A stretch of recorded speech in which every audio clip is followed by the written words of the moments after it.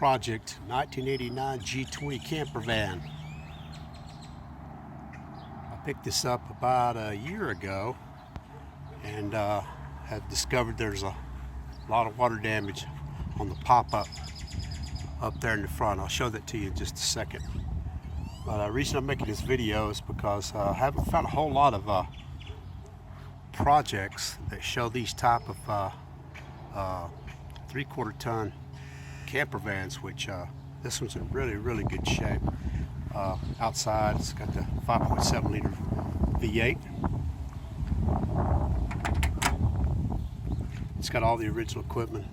What you'll see is I've already been taking some things apart. It's got the old 1980s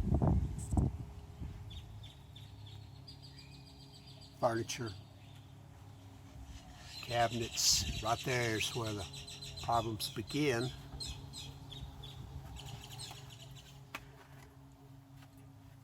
So I'm going to attempt to fix this myself. I've never done this kind of thing before, but I'm going to give it a shot. I've already ripped out that part. The fiberglass is exposed.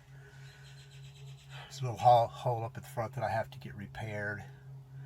And you can just see the particle board that it's gotten wet from the leak right up there in the window there.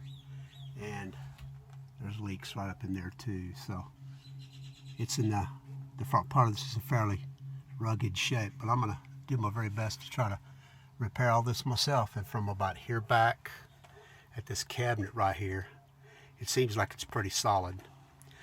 But on the other side, pardon all the garbage in here, but on the other side from the cabinet here back, you'll see it's